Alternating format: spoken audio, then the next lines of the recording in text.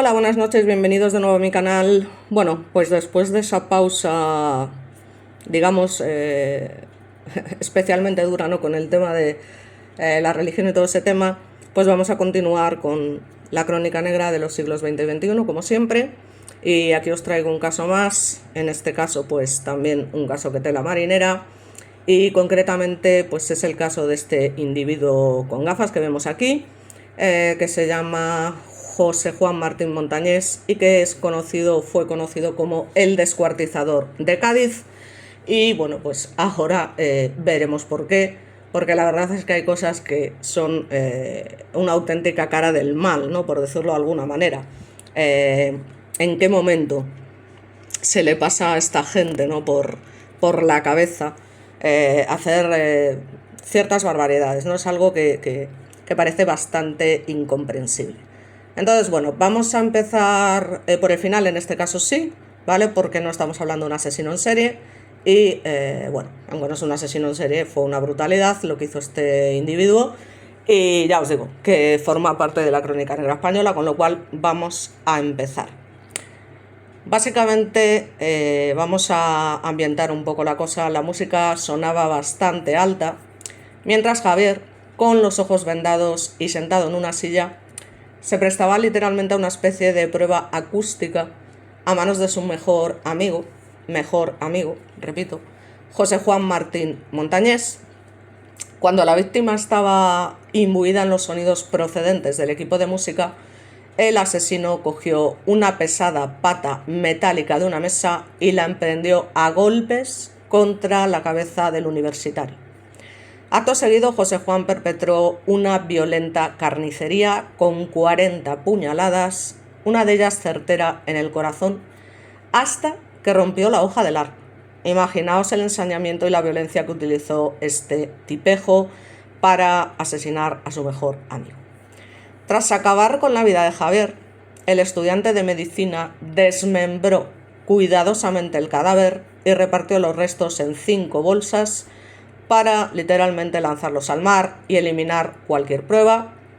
Y no contento con eso, envió varios anónimos a la familia del asesinado pidiendo un rescate millonario.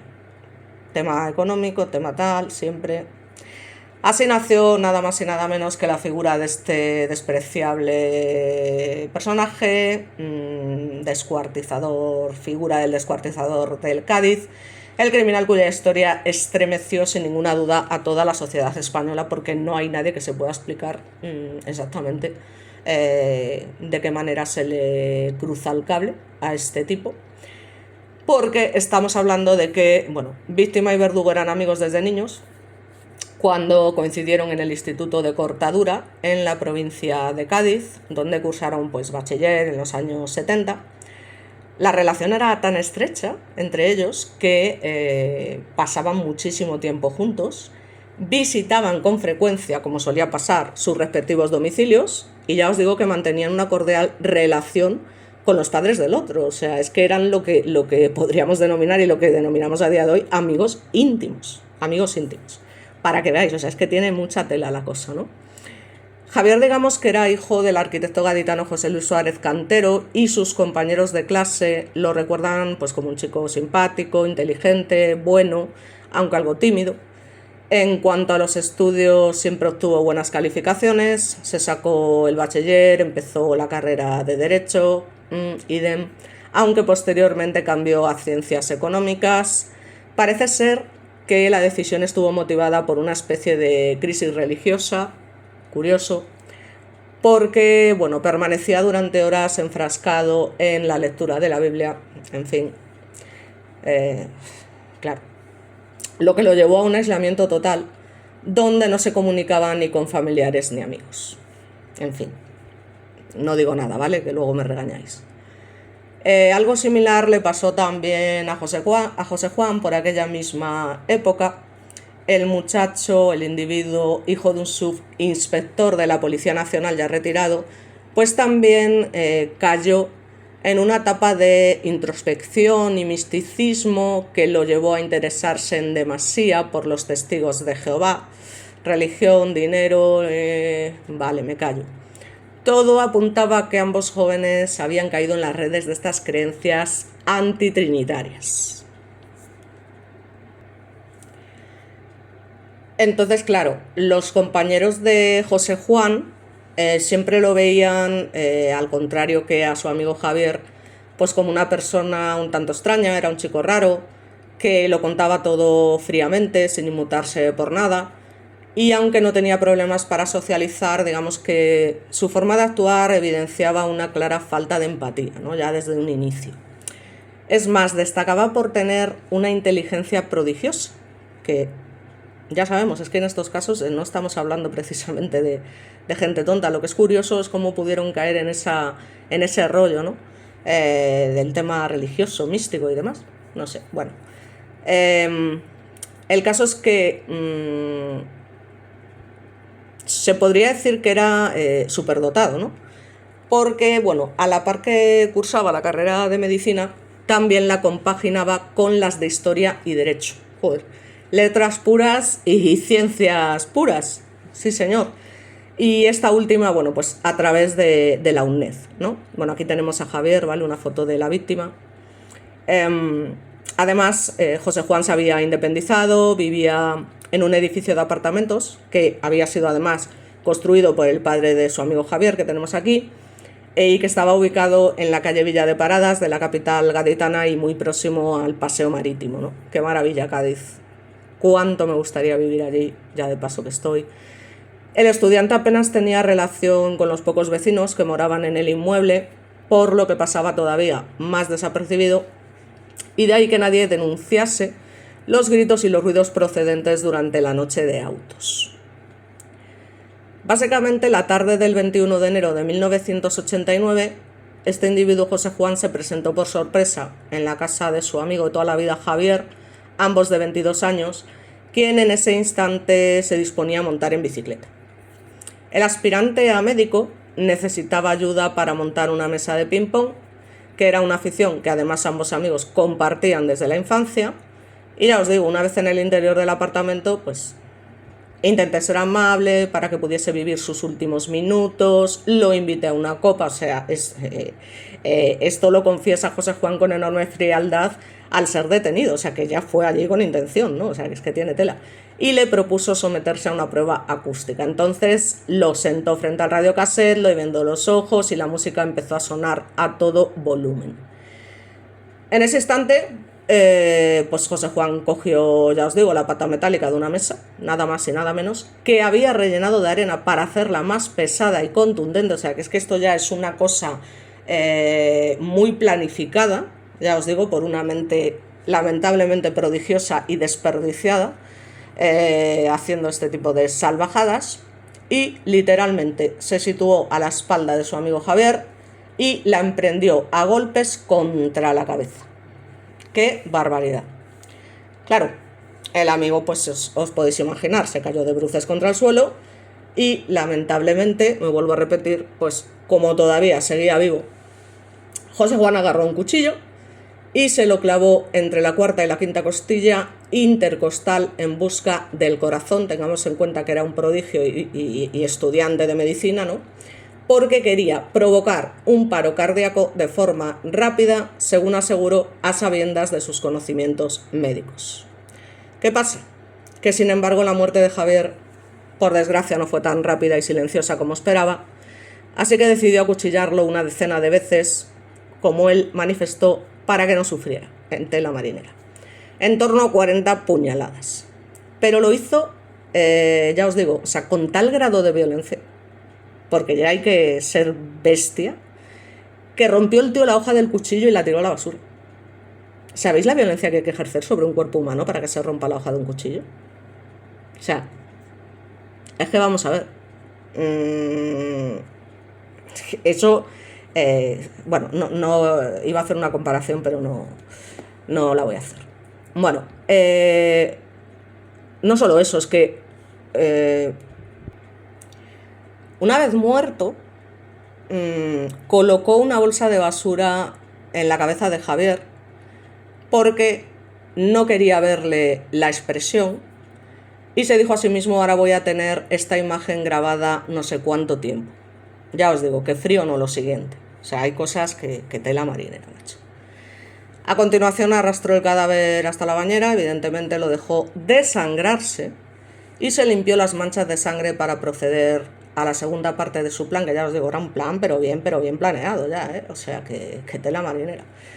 Enviar 2 cartas escritas a máquina y dirigidas a la familia de Javier, en las que avisaba de su secuestro y pedía un rescate, como os digo, que en ese momento es pasta, de 12 millones de pesetas. Lo que es a día de hoy unos 72.000 euros, que a día de hoy no nos llegan para nada, pero que en aquella época era mucho dinero, e informaba de cómo tenían que entregar dicha cantidad.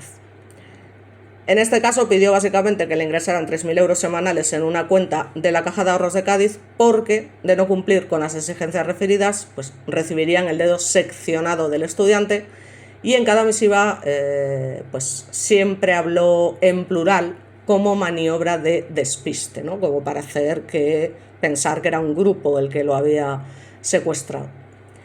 Digamos que una vez que envió las cartas, el tío regresó a su domicilio y con toda su calma y con toda su sangre fría, pues procedió al descuartizamiento del cadáver. Esto nos recuerda mucho al caso Sancho, del que tampoco, bueno, he querido hablar porque como está en todas partes, pues es un poco rayante ya. Cuyas partes introdujo en 5 bolsas, a excepción de las manos, que el individuo las guarda en un frasco grande con formol y que escondió bajo un somier en la terraza. Al concluir el desmembramiento, el asesino se quitó su ropa, evidentemente, y la introdujo junto con la de la víctima en otra bolsa para deshacerse de ella. Sin embargo, esa misma noche decidió no hacer nada más, así que se marchó a casa de sus padres a dormir para regresar en plena madrugada y librarse de los despojos. Así fue como sobre las 5:30 de la mañana aproximadamente, Juan realizó varios viajes hasta el puerto marítimo, concretamente a la punta de San Felipe, donde arrojó los restos que llevaba en las bolsas. En ese tiempo, el criminal realizó hasta 4 viajes mientras pasaba por delante del cuartel de la Guardia Civil y emulaba estar haciendo deporte. Por otra parte, y al mismo tiempo, el padre de Javier pone lógicamente en conocimiento de las autoridades por la desaparición de su hijo y las amenazas que está recibiendo a través de estas 2 cartas, ¿no? Así que la policía inició el protocolo de búsqueda y confeccionó una lista de posibles sospechosos, pero claro, José Juan no se encontraba entre ellos. O sea, es que quién se iba a imaginar que el mejor amigo de Javier podía ser el responsable de su supuesto secuestro, ¿no? Además que él no era tonto y hizo parecer que era, pues, un grupo y demás. En fin, los siguientes 10 días fueron una completa angustia, como os podéis imaginar, para los padres de Javier, que además no dudaron en pagar religiosamente la cantidad estipulada por los supuestos secuestradores con tal de mantener con vida a su hijo, lógicamente. Entre tanto, bueno, pues la investigación continuaba en busca de los responsables y José Juan se afanaba en limpiar el apartamento de huellas y sangre sin conseguirlo del todo. Por suerte, ya os digo que lo de la sangre es lo más complicado, ¿no? Al final. Entonces, bueno, pues también acudió con toda la normalidad del mundo a la biblioteca de la facultad, donde le hubieron 5 días después del asesinato, pero en ningún momento, bueno, pues este tipo de gente, el joven, se mostró ni nervioso, ni alterado, ni manteniendo una conducta extraña que llamase especialmente la atención de sus allegados. Y bueno, pues el 30 de enero se acercó por 4ª vez a un cajero automático para extraer más dinero. En las 3 ocasiones anteriores, el universitario tan solo había logrado sacar un máximo de 35.000 pesetas, lo que son a día de 210 euros más o menos. No sabía que la policía había establecido un dispositivo de vigilancia, aquí no fue tan prodigio, en la red de cajeros de la Caja de Ahorros Gaditana, fijando un límite de dinero al día y anulando el funcionamiento de aquellos dispositivos que no podían controlar bien. De este modo, colocaron agentes detrás de cada cajero, un total de 17, porque por entonces el funcionamiento de estos aparatos no estaba evidentemente tan informatizado como ahora y porque era el único modo de poder sorprender al secuestrador in situ, ¿no?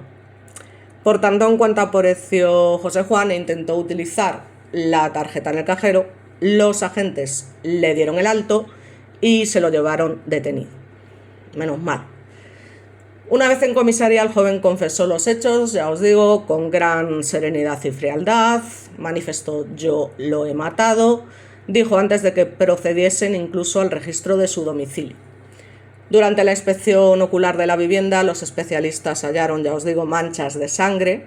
También las manos de Javier, espeluznante, en el frasco de formol y la máquina de escribir que había utilizado para enviar los anónimos a los pobres padres. Con la misma parsimonia, literalmente, con la que relató el crimen, llevó a los investigadores hasta el lugar donde se deshizo del cadáver de su amigo y tras 2 días de búsqueda, los buceadores de la policía dieron con los restos de Javier y las ropas, ya os digo, tanto de la víctima como de su asesino, a 6 metros de profundidad. Aquí, vamos a ver, lo que llama la atención, ya os digo, es la preparación así de repente, o sea, la motivación. Es decir, vale, podemos pensar que la motivación pudo ser económica, evidentemente, porque estamos hablando de que el tío pide un rescate, pero ¿en qué momento a este individuo se le pasa por la cabeza asesinar de esa forma a su mejor amigo? Porque lo que está claro es que el tío lo pensó fría y tranquilamente y no solo es pensarlo, es que lo llevó a efecto, ¿no? Además es que el comisario jefe provincial en una rueda de prensa pues manifiesta claramente, ya os digo, que el autor confeso del crimen de Javier, pues ya os digo, no tuvo ningún problema en declarar, ya os digo, con toda la calma, lo que había hecho, pero paso a paso y demás. De hecho, parece ser que la única preocupación del detenido era cuántos años le caerían de cárcel por el asesinato de su amigo. Tiene tela marinera, ¿verdad? Joder, es que no sé, yo ya os digo, hay cosas que son tan excepcionales también, ¿no? Porque ¿por quién se va a esperar eso? Su mejor amigo. O sea, quiero decir, si es que ya le tienes que tener miedo a tus mejores amigos. Y ya os digo, bueno, también como le pasó a la pobre Esther, ¿no? Esther López. En fin, estas cosas, yo qué sé. Yo qué sé, es gente que no entiendo exactamente qué tipo de patología tienen, ya os digo, porque lógicamente tenía una psicopatía como la copa de un pino. O sea, una persona con esa frialdad, con esa falta de empatía, que lo programa todo al dedillo. O sea, cumple todos los requisitos de un psicópata de manual, ¿no? O sea, eso es innegable. Pero, joder, no sé, a su mejor amigo. En fin, yo ya os digo. Entonces, en otro momento incluso del interrogatorio policial, el elemento este pues llegó a decir que pensó, al loro, en comerse el cadáver de Javier para quitarlo de en medio. O sea, un auténtico Aníbal Lecter. O sea, es que este tío estaba, pero y es que lamentablemente, y esto es una realidad, esta gente tiene mentes privilegiadas. O sea, es que encima son súper inteligentes, son tal, aunque bueno, lo de la cagada del cajero, la verdad es que es un poco de principiante. Pero claro, vamos a alegrarnos de que esto fuese así, porque si no, a saber lo que habría pasado. Digamos que, bueno, ya cuando pues, se inicia el juicio contra el bautizado, como os he dicho, el descuartizador de Cádiz, que se celebró en la Audiencia Provincial de Cádiz en el año 1991, ante la presencia, obviamente, de numerosos medios de comunicación y con la sociedad gaditana expectante por conocer la motivación de este horrible asesinato, porque eso es lo que nos preguntamos todos, ¿no? O sea, que, en fin, según los investigadores, el acusado mató, como os he dicho, no hacía falta que nos lo comentaran, a su mejor amigo por dinero, es que es la única explicación lógica, o sea, es decir, lo único que movió a Montañés fue el rédito económico. ¿no? De ahí la petición del fiscal de 39 años de cárcel por asesinato, amenazas, falsificación de documento y además profanación del cadáver. Sin embargo, lo que fueron los exámenes forenses que se practicaron al preso durante la instrucción del caso concluyeron que éste había sufrido al loro una enajenación mental incompleta, por lo que aún encima se le aplicó el respectivo atenuante. Vamos, si este tío tuvo una enajenación mental incompleta, en fin, o sea, quiero decir, es que es un psicópata de manual, o sea, que lo tenía todo tan planeado, es imposible tener una enajenación mental. Vamos a ver, yo no sé, creo que está bastante claro. El caso es que aunque había sido en principio condenado a 39 años de cárcel, finalmente bueno, pues se quedó en 36, por eso que os comento del atenuante, que concretamente fueron 28 lo que fue por el asesinato de Javier, 4 más por falsificación de documentos y otros 4 por amenazas. A ver, en proporción no digo nada. La sentencia consideró desde luego probadísimo que el universitario ideó minuciosamente, por eso os digo que enajenación mental no, un plan maquiavélico para matar a su amigo, simular un secuestro y pedir un rescate a los familiares a los que también había conocido toda la vida, con los que se llevaba estupendamente, que habían sido como unos segundos padres, yo no sé. Pero, ¿qué pasa? Pues como siempre, digamos que tras 15 años y 6 meses de prisión, José Juan logró salir en libertad al conocerse todas las triquiñuelas legales, porque ya os digo, era un prodigio y estaba también estudiando Derecho, para obtener numerosos beneficios penitenciarios. Así que el día 21 de junio del año 2004, el descuartizador dice bye bye a la prisión de Aranjuez en Madrid para emprender una nueva vida, parece ser que en Sevilla, aunque ya os digo que parece que las últimas informaciones lo situaban nada más y nada menos que en un pueblecito costero de Chiclana de la Frontera. Y es que ya os digo, tened en cuenta que, aparte de que se conocían desde hace años y que iban al mismo instituto y demás, este individuo era súper apreciado, como se estaba comentando, por los padres de la víctima, ¿no? Si recordamos nuestra infancia, la mía fue posterior, evidentemente, pero joder, era lo mismo, o sea, es que los vecinos eran amigos íntimos, ¿no? Y además fue quien ayudó, digamos, a que su hijo saliera de una pequeña crisis emocional, ¿no? O sea, que se ve que Javier, a pesar de ser un chico abierto y demás, también tenía ahí algo raro, ¿no? Porque ya os digo, compartían la afición de leer pasajes de la Biblia, eso vuelve loco a cualquiera, ya os lo digo. Y hay quienes aseguran que tanto la víctima como el asesino estaban, ya os digo, implicados en una secta. Yo, ya os digo, 2 personas, digamos, con mentes relativamente privilegiadas, sobre todo en el caso del asesino, que tenga estas costumbres, me resulta bastante extraño. Y sobre todo que entren en una secta, porque no son precisamente el tipo de digamos, personas que son captadas por este tipo de personas, ¿no? que forman parte de la secta. Y además parece ser que llevaba concretamente 2 semanas planeando este asesinato, ¿no? Ya os digo, con toda su sangre fría, el 21 de enero del año 89, aproximadamente a las 4 de la tarde, pues hace lo que ya hemos comentado y no vamos a volver a repetir. Y bueno, pues yo no sé. Javier en todo momento, claro, no se imaginaba una cosa así ni por asomo.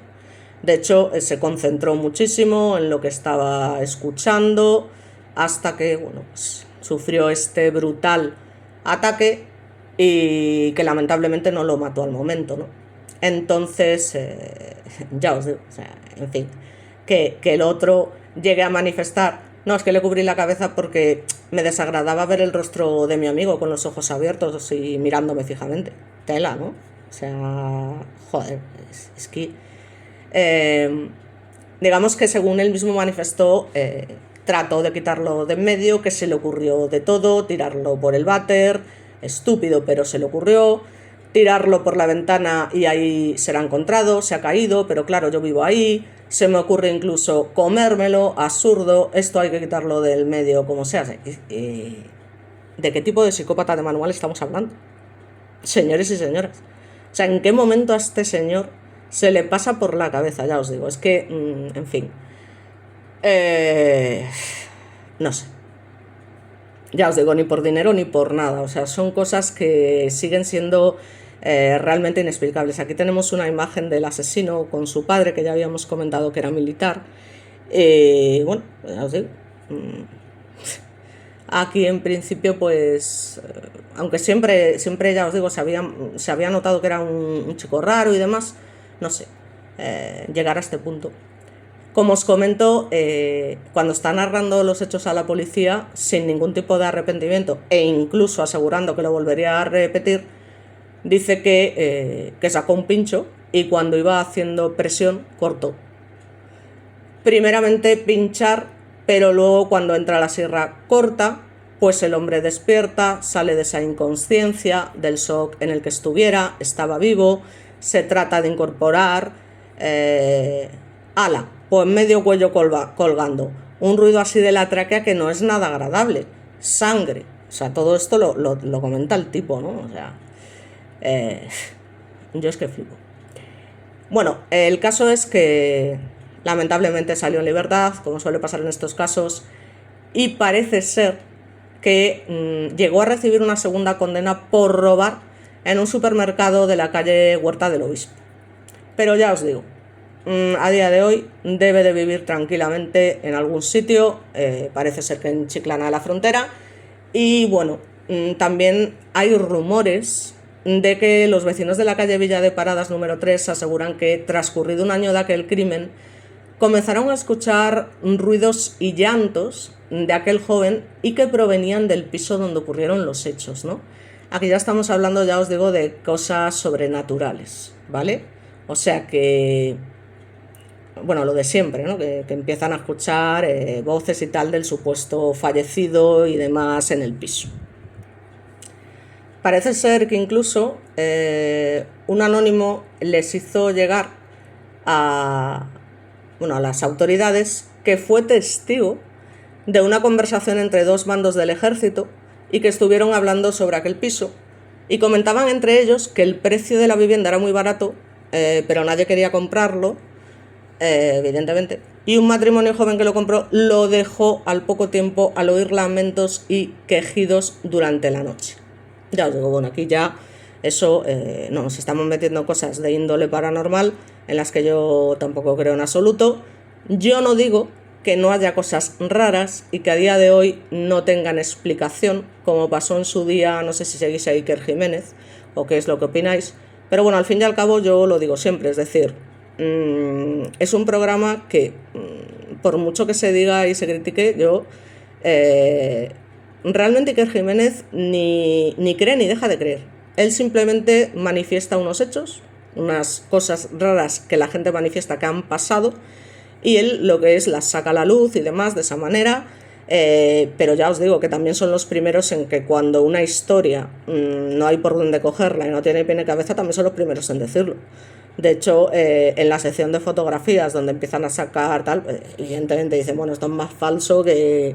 ¿Sabes lo que os quiero decir? Que al final, bueno, a mí la verdad es que me resulta interesante, o sea, no es una cosa que ya os digo. Además, mi criminólogo favorito, ya sabéis, Félix Ríos, colabora con el programa, y bueno, hay mucha gente, muchos expertos, ahí han ido auténticos profesionales. Estoy hablando de personas catedráticas en física y química, intentando explicar, ya os digo, porque ellos no es... a la venga, pues mira esto, no sé qué y tal. Sí, ellos cuentan el caso de esa manera, pero luego lo empiezan también un poco a desmenuzar, ¿no? Y un poco a intentar darle explicaciones lógicas.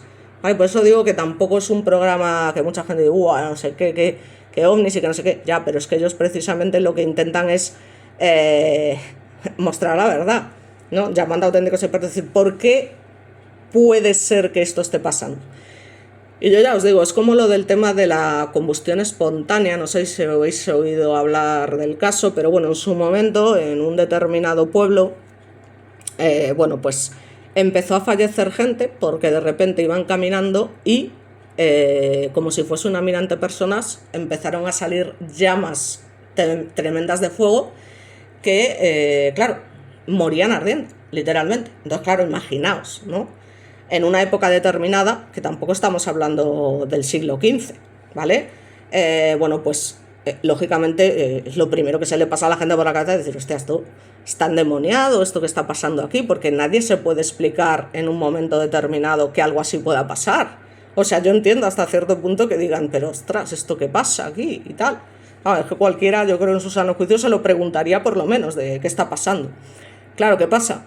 Que evidentemente con el tiempo se demuestra que eso efectivamente pues era una combustión que se había producido de forma química por una serie de elementos que existían en el terreno, lógicamente, o sea, porque al final la ciencia es conocimiento cierto por demostración causal y todo quedó lógicamente pues en una leyenda de tal, pero esto pasó, o sea, esto pasó realmente y ya os digo, hay muchas cosas que a día de hoy todavía no podemos explicar. Pero eso no quiere decir que no tengan explicación. Quiere decir que a día de hoy todavía no hemos llegado a esa explicación. Es decir, bien por desconocimiento, bien porque todavía no existen las técnicas suficientes. Pero vamos, yo el tema este de aparecidos y tal y demás, pues no me lo trago. Sinceramente, nunca he creído tampoco en esas cosas. Ya os digo, por eso también veo el programa, porque yo creo que al final se trata de explicar, oye, ¿esto por qué puede ser que esto esté pasando, no? Y al final pues llegan a una explicación bastante lógica, ya os digo. Entonces, bueno, ya os digo que quizá estemos una vez más ante rumores de fantasmas que se generan a raíz de una trágica historia, o quizás realmente los vecinos vivían intranquilos por los extraños ruidos y lamentos. Pero vamos, que lo más insólito de toda esta historia y sobre todo lo que más se preguntan no es qué clase de mente puede llegar a cometer una atrocidad como esta. O sea, eso está claro. Porque sin duda alguna pues fue un caso que estremeció y que conmovió a todos los gaditanos, y no solo a los gaditanos, a todas aquellas personas que en su momento, ya os digo, en fin, ¿qué más os puedo decir? Son, no sé, testigos de alguna manera o viven en ese momento en el que se producen este tipo de casos, claro, que se convierten en casos muy célebres, ¿no? En fin, yo ya os digo que sigue siendo un misterio, ¿no? Porque evidentemente hay una serie de coincidencias, digamos, como os comento, con el caso tan archiconocido y que ahora está en todos los medios, que se han escrito 20.000 libros, que es verdad que se habla en todas partes, en fin, de lo del caso de Daniel Sancho, ¿no?